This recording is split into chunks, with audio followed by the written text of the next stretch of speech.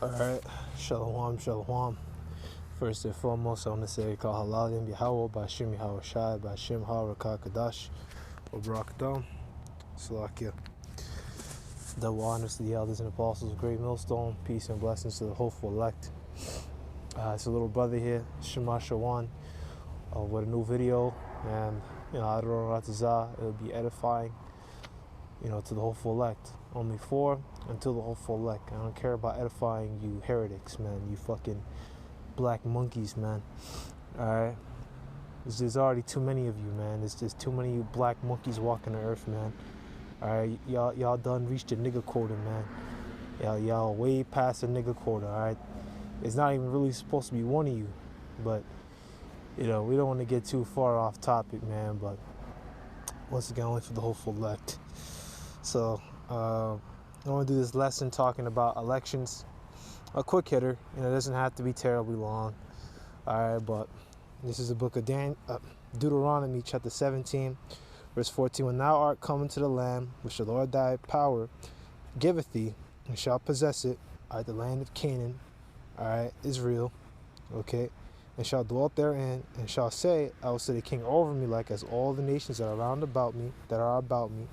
Okay, so when you come over, take over the land of Canaan that I'm giving to you, okay, and you set up in this land, you say, all right, you want a king. These are guidelines for a king. You read that in a little subtopic right there, man. A little subtitle, guidelines for a king, which we did have a king. The Lord set up, King Saul. Then King Saul went off. Well, before that, Salaki, we had judges. Judges aren't really kings; they're more akin to governors, like smaller kings or governing leaders. And then after that went on for about 450 years. And then after that, you had King Saul, and King Saul was going off; he was bugging out. And then we had King David, King Solomon, and then everything after that, and Solomon's son. I don't want to butcher it, but it's Rehoboam. I'm pretty sure it's Rehoboam. Okay, Rehoboam and Jeroboam, I sometimes get them confused or mixed up, but I think Jeroboam was the northern kingdom because there was a split between Rehoboam and Jeroboam. I don't want to go too far into that. Okay, so this actually came to pass. All right. I guess you could call it prophecy. It is prophecy because it came to pass, but it's really a law. It's really a law. Thou shalt in any wise set him king over thee, whom the Most High, or the Lord, thy power, Yahweh Bashim Yahweh Shai, shall choose. One from among thy brethren shalt thou set king over thee. All right, so one from among your brethren. What is one from among your brethren? An Israelite. Okay, an Israelite, because we know from Numbers, 1 and 18, you set over. Your line, your lineage goes back to your fathers. The scriptures never talk about somebody's mother, man. They do sometimes, but they mainly focus on the fathers, man. Oh, my father is a Benjamite. Okay, you're a Benjamite. No one's ever gonna say, oh yeah, what tribe are you from? Oh, my mother's a Levite. Okay, well, what's your father?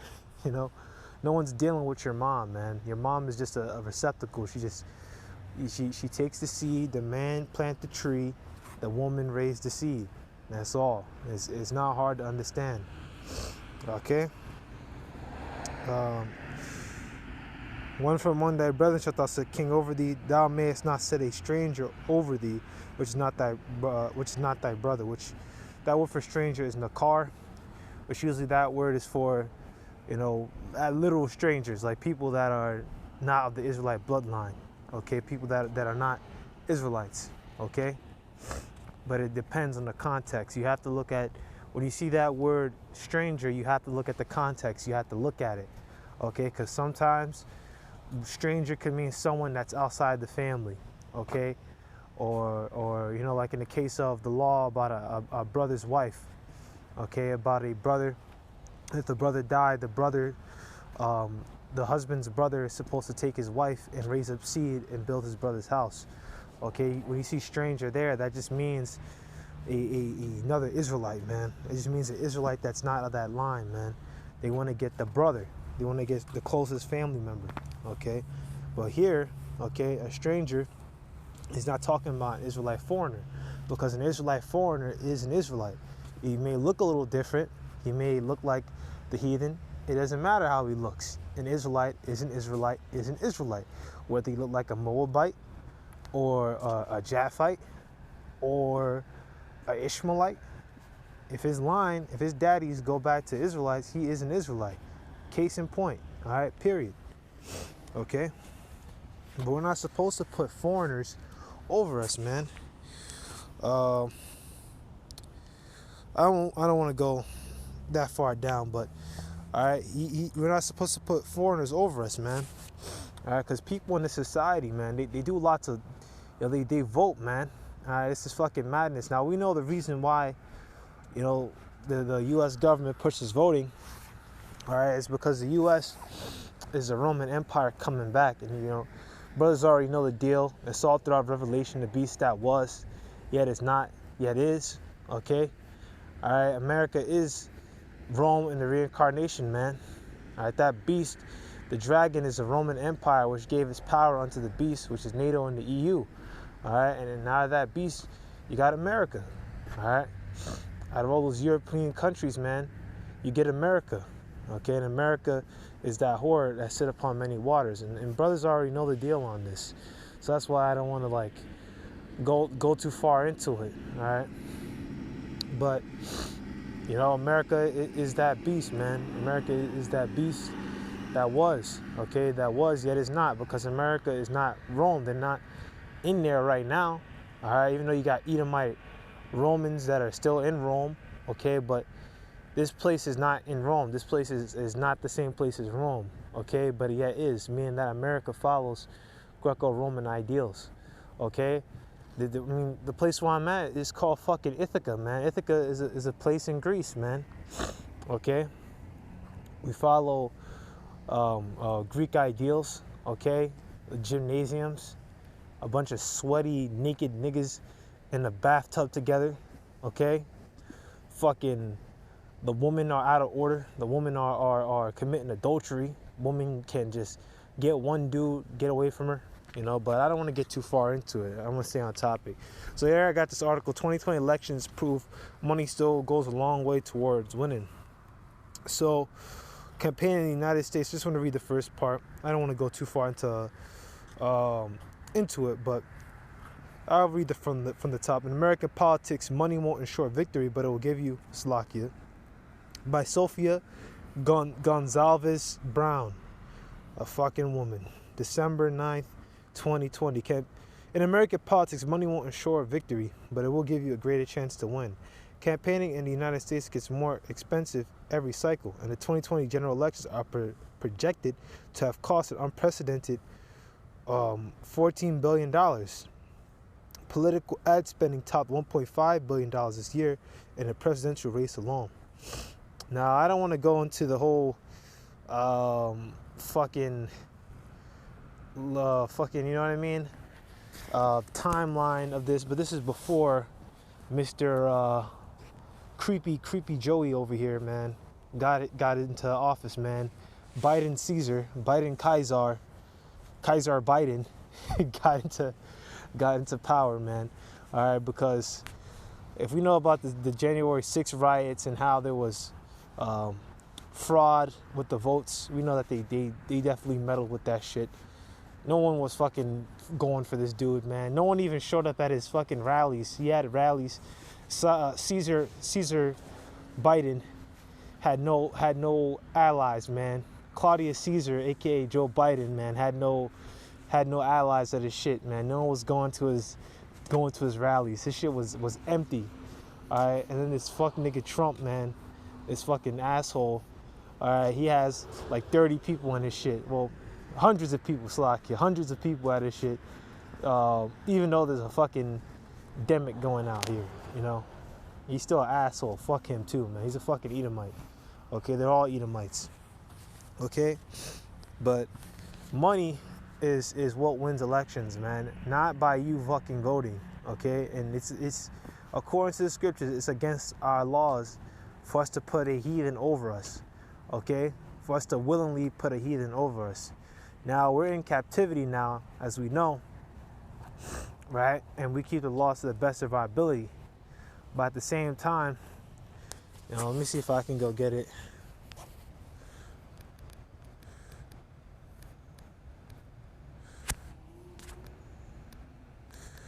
Let me see, it's like willful. Let me see if I could find it. There's one I'm thinking of and exactly what I want. Spies and members of Christ.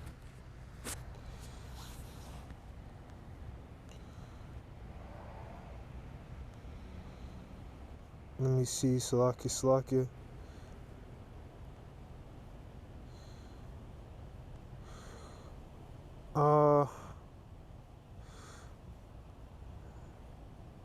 I could really go into this one. Romans chapter 6, verse 15. What then? Shall we sin because we are not under the law, but under grace? The Most High forbid. So, I mean, that speaks for itself. I didn't want to go too far into it. All right, but we're under grace right now. All right, we're in captivity. We have the ability. We're performing, rehearsing the righteous acts.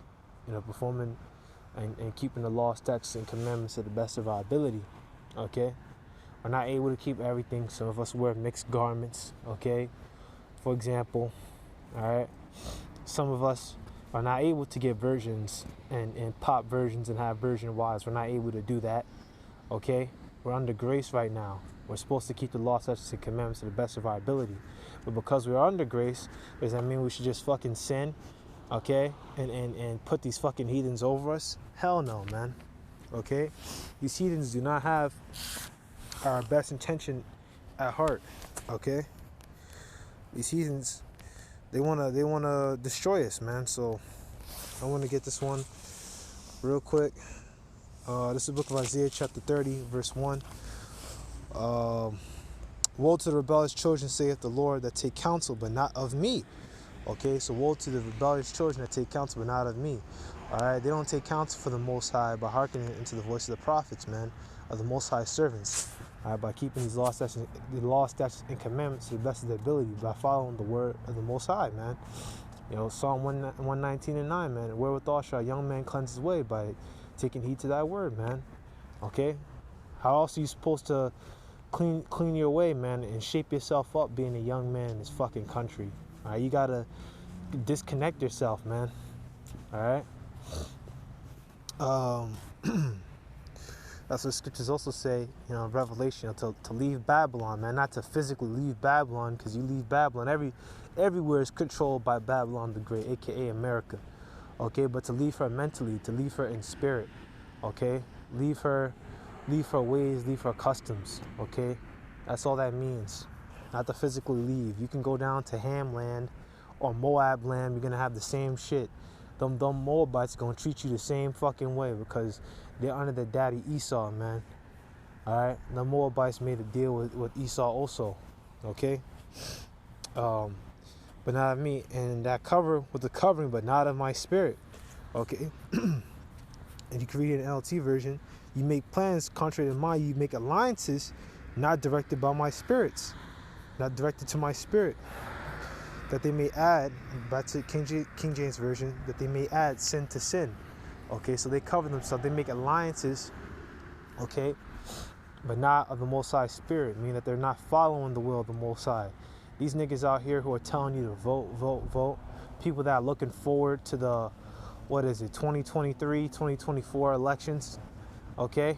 These people are trying to get you to make alliances with your enemy, man, okay? Down here at this school, everything's about compromise, all right? We're not supposed to be fucking compromisers, man.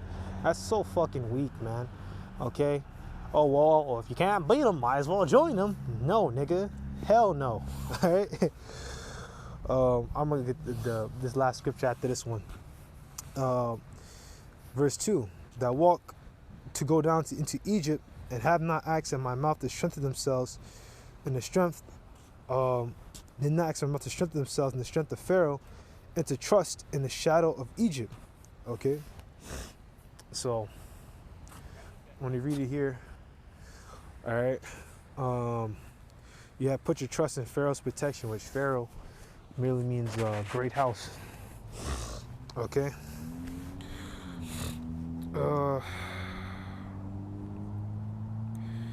And to trust in the shadow.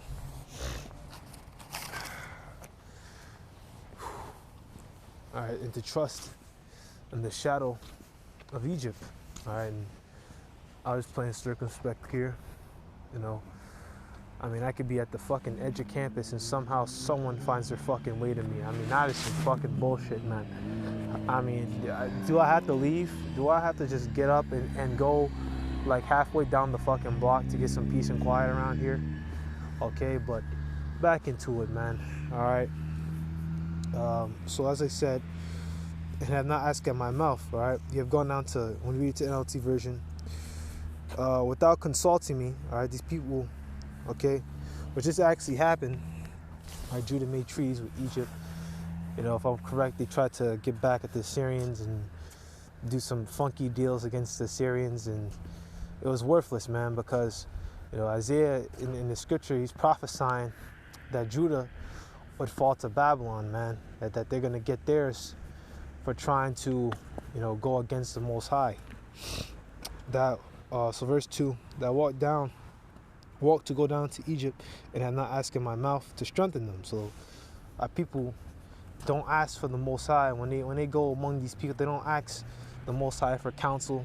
They don't take counsel of the Most High, man. And if they did, they wouldn't even, especially today, they wouldn't go near these fucking devils with a 10-foot pole, man. All right.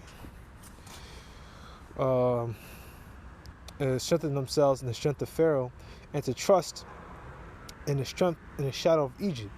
Okay, so you have tried to hide in his shade, man. So our people, they try to hide in the shade of Pharaoh. Okay, and the modern day pharaohs, man, are these fucking governmental leaders, man. These governors, pharaohs, little puppets and pawns, are these Roman Caesars, aka the president.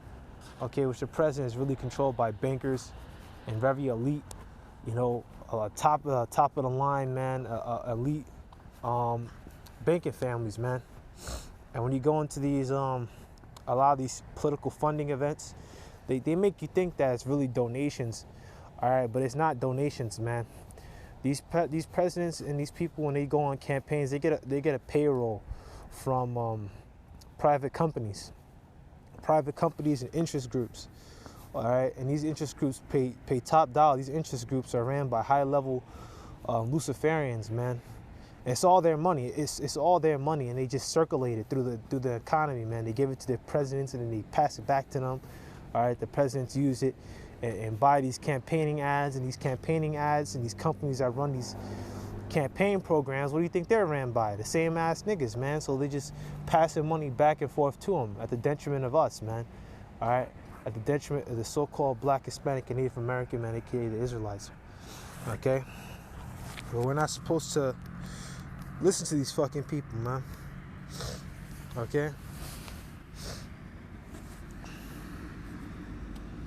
This is the book of Acts, chapter 5, verse 29. Then Peter and the other apostles answered and said, we ought to obey the Most High rather than men. Okay? And Peter is speaking against the Pharisees, man. He's speaking against these Pharisees that sought to, put them to death, man. That sought to have them executed because they were told to stop preaching the name of Yahushua.